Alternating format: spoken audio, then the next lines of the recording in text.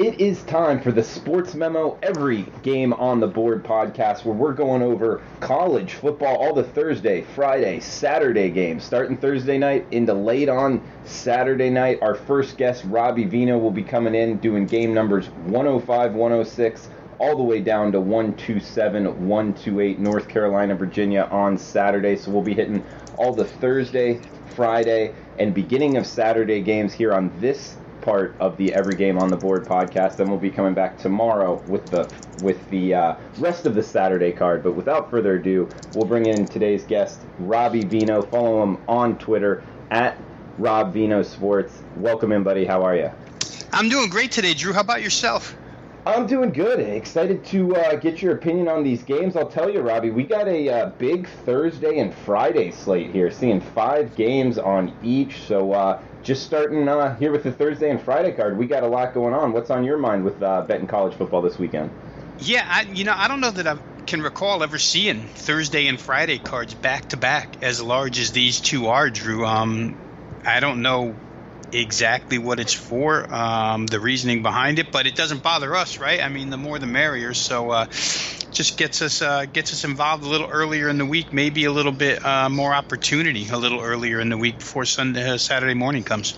Yeah, Robbie, absolutely, and happy to have you on. I mean, you've been killing it. You're 4 and 5% plays this year in college football, which are the top plays, guys, just so you know, on sportsmemo.com. That's how we're rating them. The old 4-star and 5-star plays are 4% and 5%. He's 24 and 13, 65% year to date, and using the unit method, he's up 16 units. So a $100 better would be up $1,600 as far as betting his 4 and 5-star plays.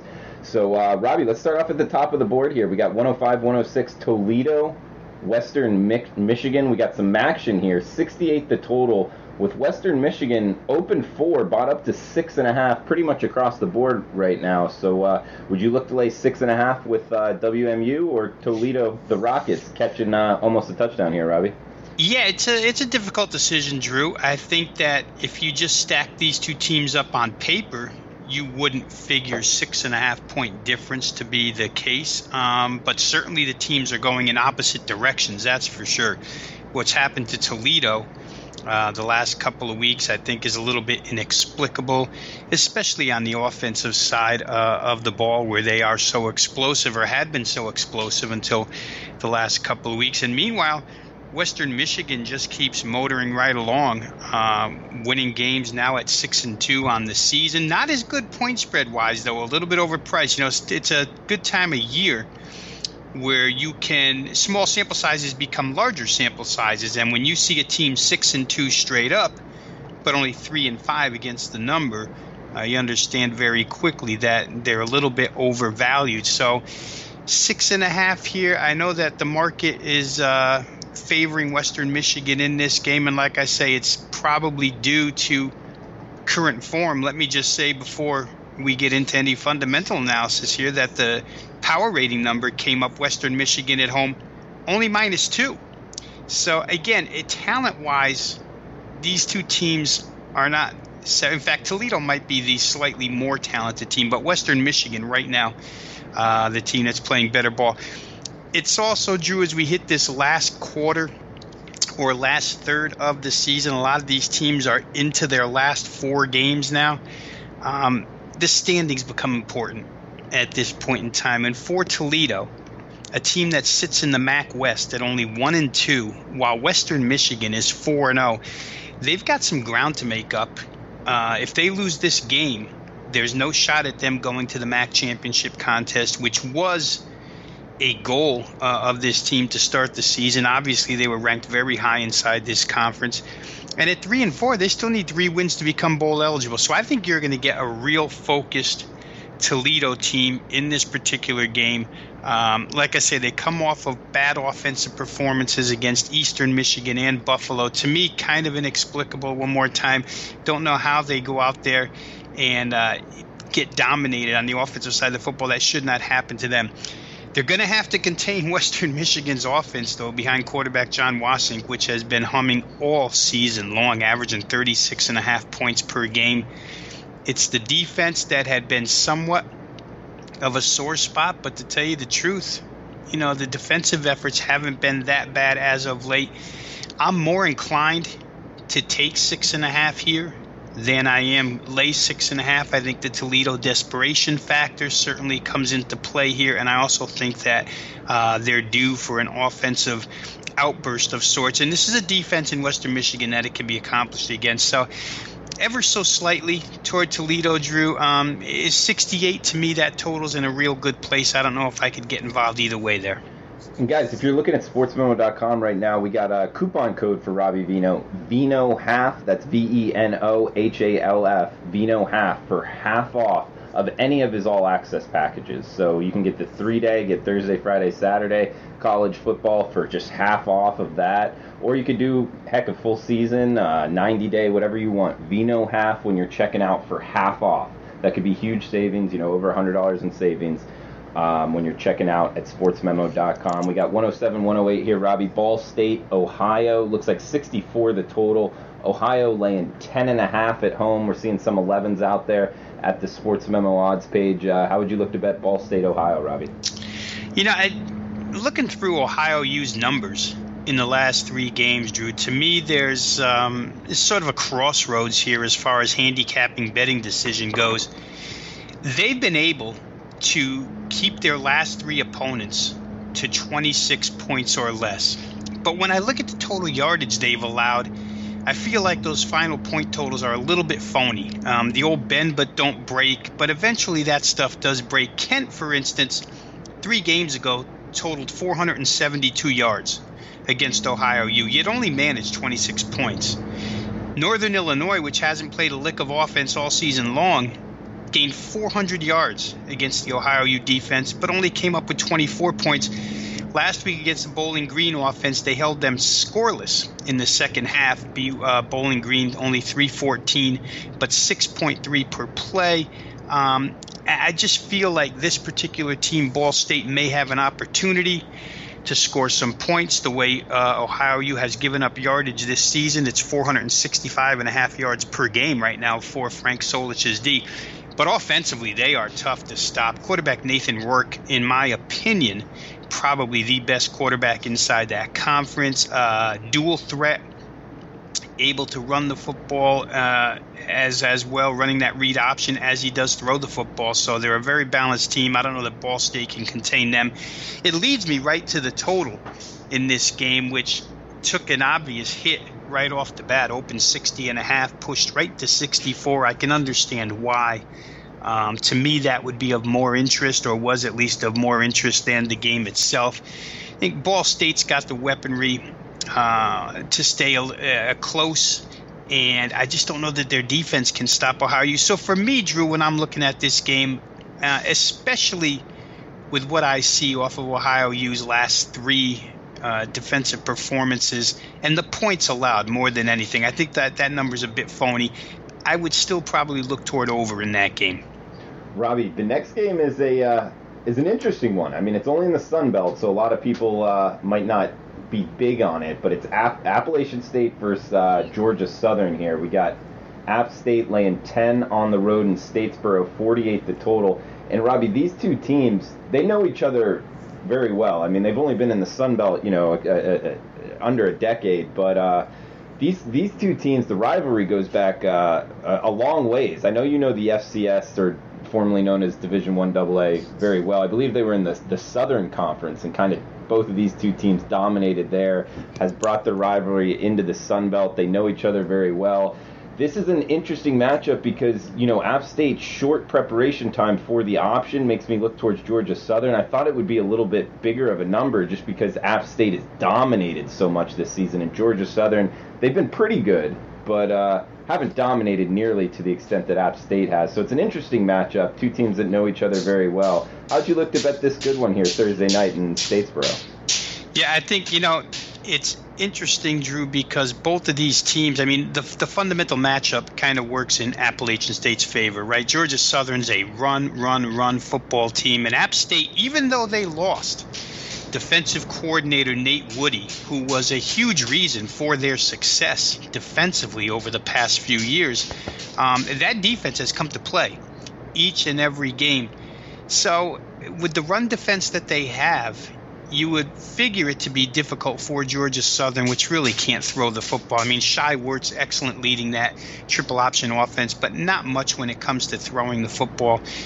A one-dimensional team, especially run-oriented against Appalachian State, I'll always look towards the Appalachian State side. I think it was interesting last week, though, with Georgia Southern. The total in that game was 55, and really holding around 54.5 to 55 as of Saturday morning before Wesley Fields' injury news got out there early Saturday morning, and the total immediately plummeted based off of Wesley Fields. Now, Wesley Fields is a great running back for Georgia Southern. However, in that offense, when you're playing a team like New Mexico State, I don't know that running backs mean run right to the window and start pounding under.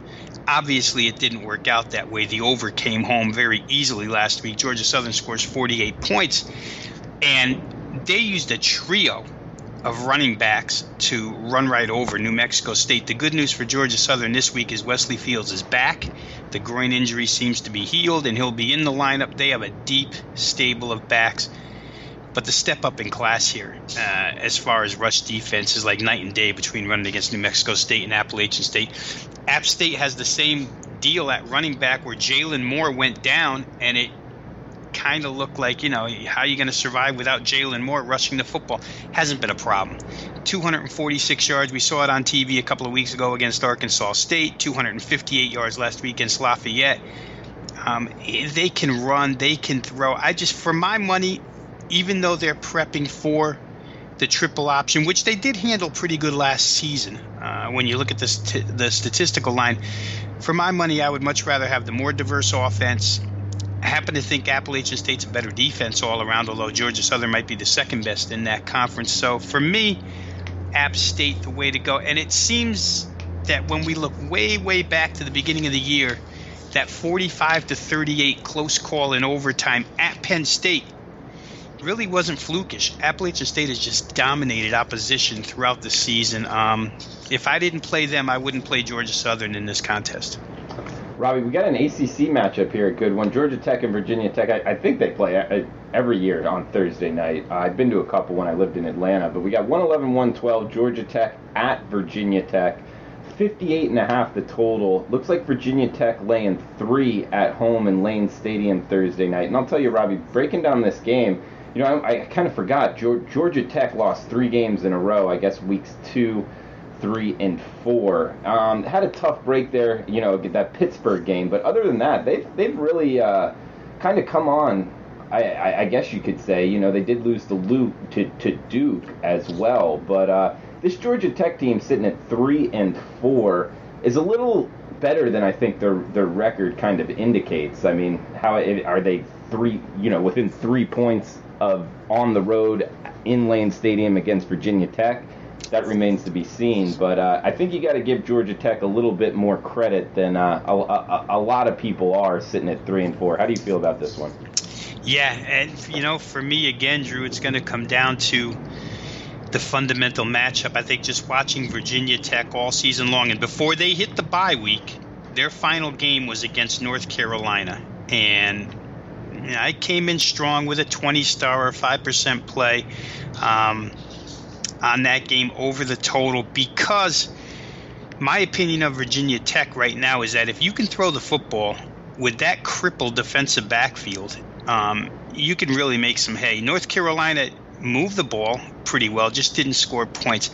The problem for Georgia Tech is they're just not a great throwing football team. They want to run first. Now they're capable of making plays over the top. We'll see how many times they put it up in the air in this game. On the season, we've seen them throw it on average about 12 times per game. If they do it 12 times, Drew, they might make a couple of big plays in this contest against that Virginia Tech secondary. With so many young kids running around in that defensive backfield for Virginia Tech, I guess the good news is they had a bye week, so an extra week to prepare for Georgia Tech's option, but I still wouldn't trust young DBs, a young secondary, where at that layer of defense, the discipline is so essential to stopping any option offense. It could be some blown assignments here, missed assignments. Georgia Tech may be able to make enough or suck this Virginia Tech defense up enough to make plays over the top. So they can probably score here. I just would prefer throwing teams right now against Virginia Tech than run-oriented squads like GT is.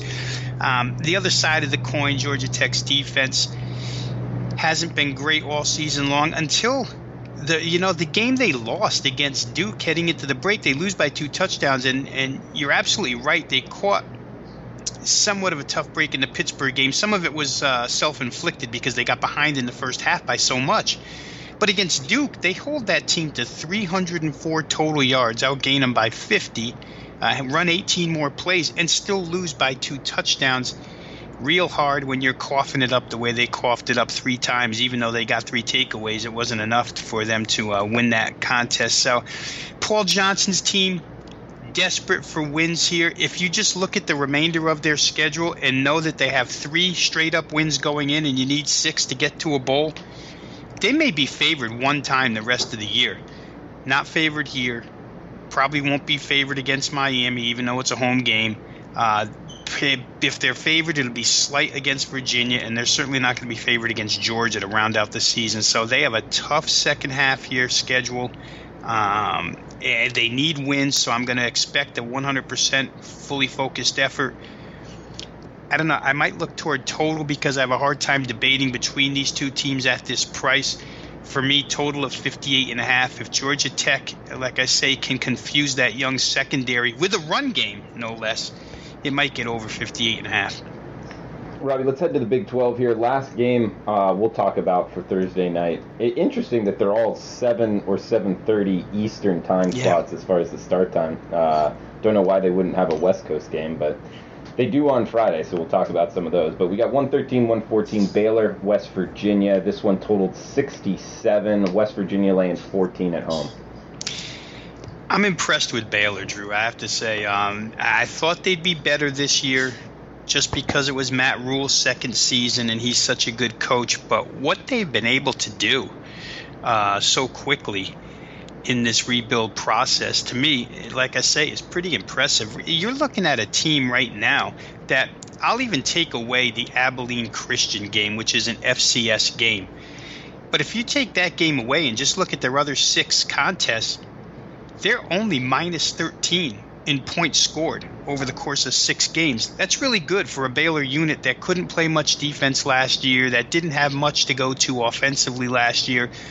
To me, they become explosive. Charlie Brewer might be the most underrated drop-back quarterback in all of college football. When it comes draft time for Charlie Brewer, I would imagine that there's going to be a lot of NFL teams looking his way. Great pocket presence, good thrower of the football downfield, and they've got vertical weapons as good as any in that conference. So I think they match up real well with West Virginia here. What you have to deal with when you're facing West Virginia, obviously West Virginia is going to throw the football right back at you, but you have to avoid the cluster explosions. In other words, for Baylor, don't give up 3 touchdowns before you get one. It's hard to come back against West Virginia. Although we saw Texas Tech try to attempt it a couple of weeks ago. West Virginia had the big lead there. I blame that more on Dana Holgorsen sitting on the lead rather than West Virginia being able to extend if they had just continued to play the way they were playing. I like the 14 points here with Baylor. I know that West Virginia's nationally the more talked about team. I know they've got the bigger names, but for those who haven't seen Baylor this year, you'd be surprised. And especially, I'll say again, on the defensive end for this team, Drew, a Big 12 defense that gives up 400 yards is considered a good defense. Not a great defense, but a good defense if you can give up 400 in Big 12 action. They're only allowing 407 a game, so I don't know that there's a lot of separation here between defenses, and I actually see Baylor's defense getting better. Heck, Texas ran 80 plays in their most recent game, Baylor's most recent game, and only got 389 total yards on that. I know they didn't have their starting quarterback Ellinger, but still, to me, the improvements there, I would look to take the 14 points with Baylor. Robbie, moving on to the Friday night slate here. We got another ACC matchup, 115-116, Miami at Boston College. Looks like the Canes laying 3.5 up in Boston, 49.5 the total. Not sure what the weather's like. I haven't looked at it, but you're getting a bunch of South Florida boys up there in the Northeast laying 3.5. I think Boston College is the side here, Robbie. What do you think? Well, it's cold up here now, at least mid-Atlantic where I am. Northeast generally a little bit colder. Just a quick look at the projected weather for that game, Drew, while you brought it up, shows 40-degree temperatures in Chestnut Hill for that particular contest, which you're right. For those South Miami kids, it's, I don't want to call it traumatic, but it's certainly different. Every time we see Central Florida or South Florida have to go to UConn in November, we see kind of different performances out of them because of the cold. It works both ways for them, right? When they when they host the East Coast teams down there in the heat and humidity, it's the East Coast teams that falter. Maybe this does play to BC's advantage.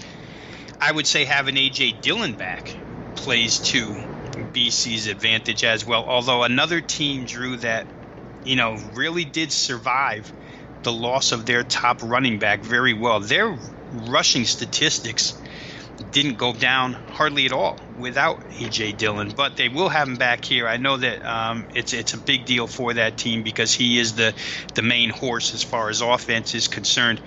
The other side of the coin, we got a interesting situation, right? For a few weeks, it looked like Perry was the better quarterback of the two. Perry's now on the bench.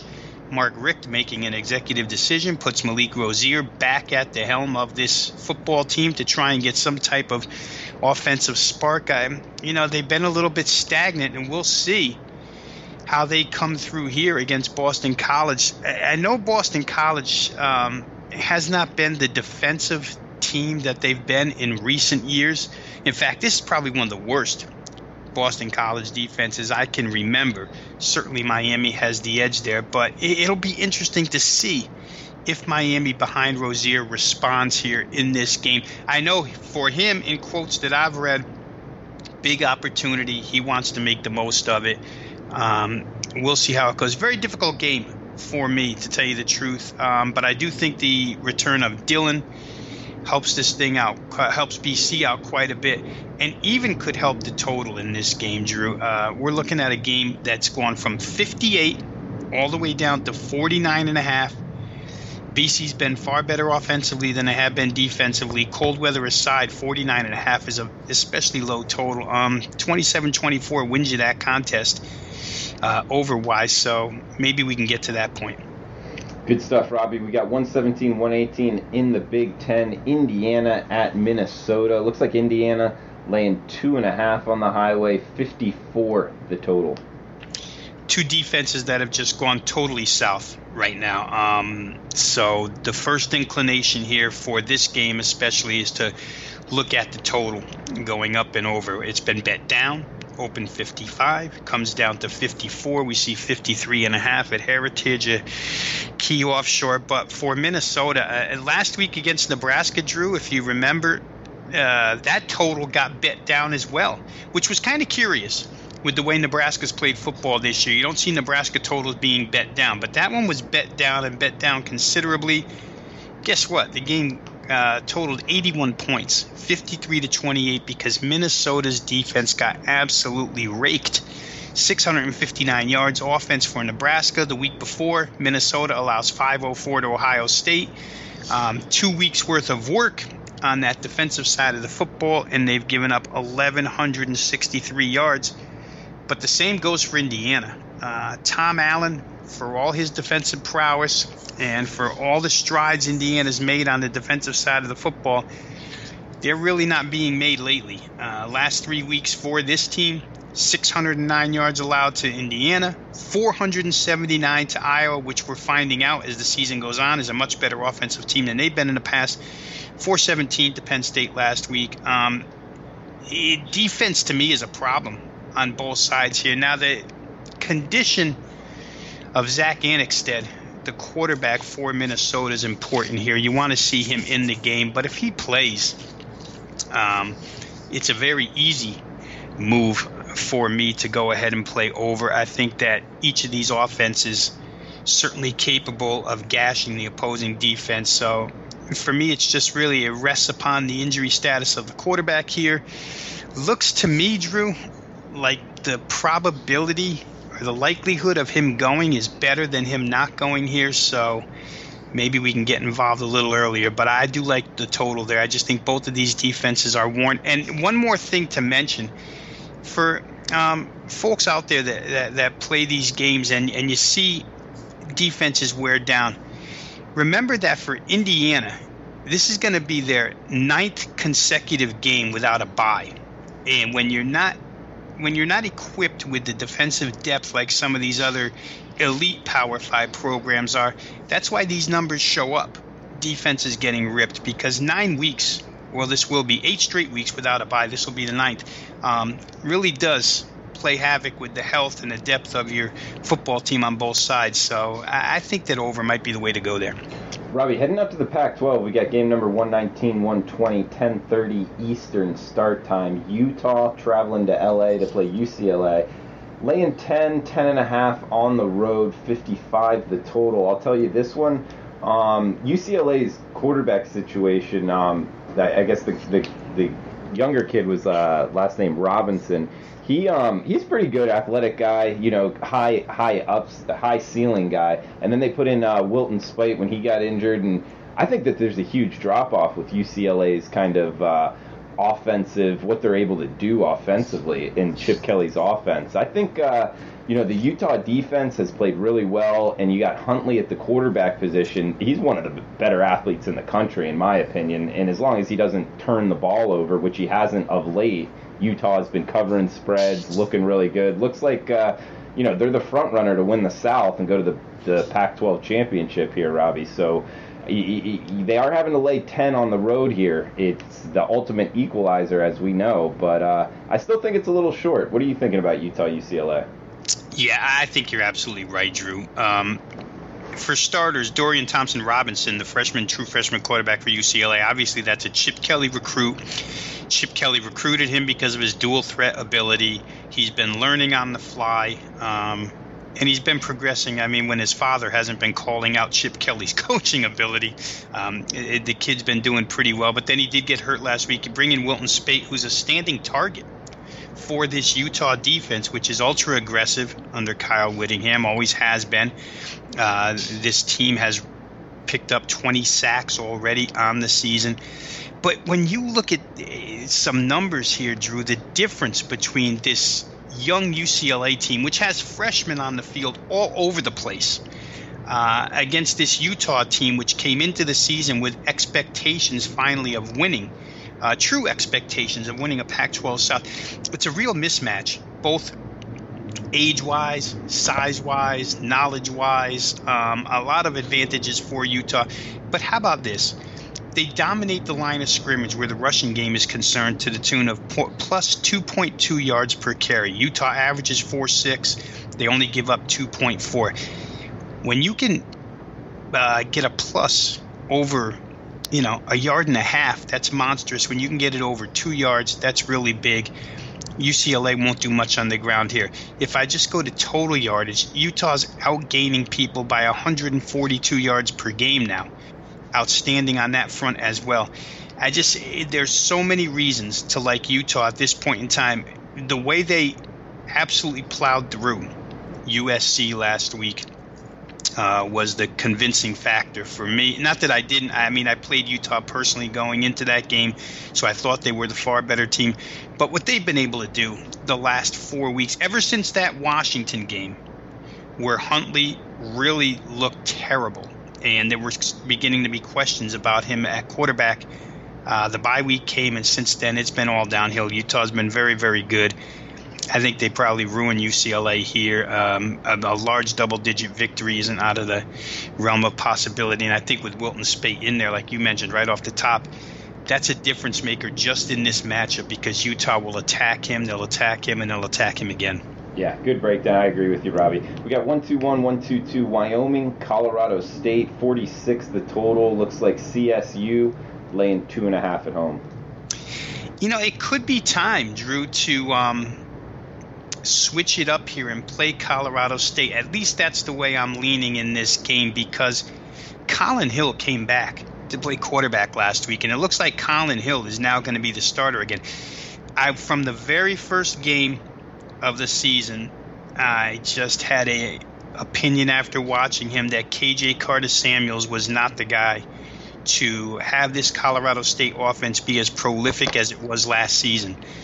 He's proven to be extremely inconsistent, turns the ball over at bad times, and now with Colin Hill back off injury and as the starter here, I think I could like Colorado State to increase their offensive output, which is always a good thing when you're playing Wyoming, because you're not going to get much offense out of them.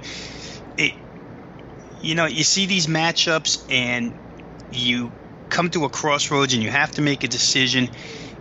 The Wyoming offense, as poor as it is, can it do damage against the Colorado State defense, which has been miserable all season long? And you watch enough Wyoming football, Drew, and you come to the realization that, no, they really can't. I mean, as bad as a defense can be, Wyoming's not going to hurt you. So with Hill back, and I think the Colorado State offense, which just picked up, by the way, 489 yards last week against Boise State. So certainly Boise State's defense in the category of Wyoming's. I know Wyoming's a great defensive team by Mountain West standards, but certainly Boise State just as good. So if CSU can do that against them, I feel like they can really shred the Wyoming defense here. I just like Hill, and I think for the remainder of the season, I'm probably going to be looking at Colorado State a little bit more than I was earlier. Earlier on to this point of the season, you're only looking at Colorado State where totals are concerned. You're looking to play over. Right now, I think you can look at them as a side with Colin Hill at quarterback. Robbie, we got a Conference USA matchup here to end the Friday talk about games. 131-132, Louisiana Tech at FAU.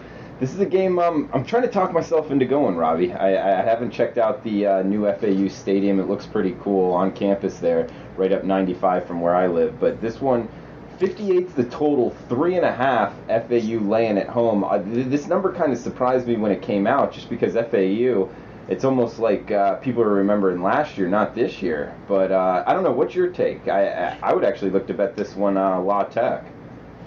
Yeah, I'm actually a fan of La Tech. I'm real surprised at I wasn't real surprised, but I guess I was more surprised at the margin that they lost by to UAB. It came on the heels, remember, of that North Texas game, which was touted as, and rightfully so, as a CUSA showdown at the end of September. Louisiana Tech goes into Denton, and they win the game straight up, 29-27. At that point, North Texas was becoming a steamroller type of darling for bettors. Everybody flocking to North Texas, people starting to learn that the quarterback's name is Mason Fine. For me, the difference in North Texas after watching their very first game against SMU was defensively. They just looked really, really good defensively, not like what North Texas looked like last year.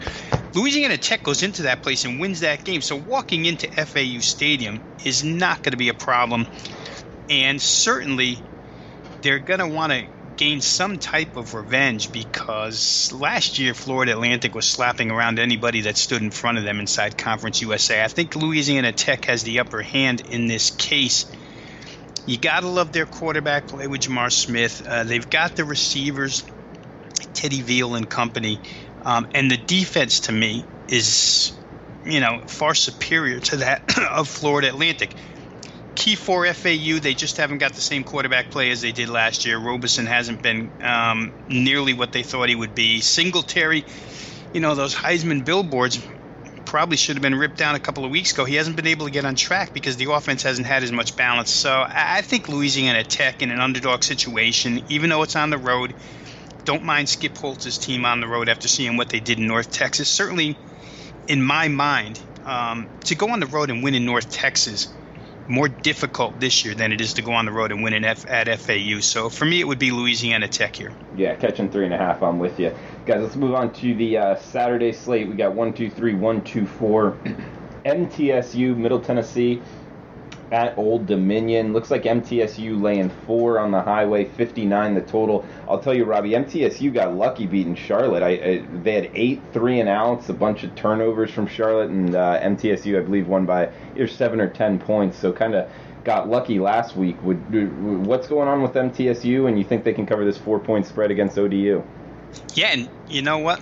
We could use it for both, Drew, because as somebody who had the Old Dominion game over the total last week, I was very happy with the way that game ended. And then, to boot, Old Dominion wins the contest outright in overtime, so they got a little bit lucky themselves, Old Dominion, last week to win. But what's not lucky for them is that offense. It's so explosive with Blake LaRussa at quarterback. I mean, they fell right into that, right? All of a sudden, you have to call on your backup 4 weeks ago, and he slings it all over the place against Virginia Tech, and he hasn't stopped doing it since. Middle Tennessee is going to have to contend with that this week. You have to outscore Old Dominion to beat Old Dominion. And Middle Tennessee, we've talked about them, Drew. When you watch them play, it just doesn't look like Rick Stockstill's offense that we have become accustomed to. It's so much of a dink and dunk style. They're so pedestrian on offense. They don't move it in big chunks. Last week, 144 total yards against Charlotte. That's ridiculous. So I think that this team is a shell of itself. They got kind of, to use your word again, lucky to end up in the position that they're in inside the CUSA standings, where they kind of hold all the cards right now, or almost all the cards, with Florida International, a game against them where they won. They would win any tiebreaker. So, they lost that game. FIU wins the tiebreaker, but still, they're in a real good position at the top of that Eastern Division. But I think it's kind of phony. I'm with you there. The results that they've put up here, point-wise, don't suggest that they can get into a firefight with Old Dominion. And Old Dominion's going to force it to be that way, Drew. They don't play enough defense, and they continue to pound you vertically down the field. And they've even gotten a real good semblance of a running game put together now to add to this mix. I think I'd like ODU.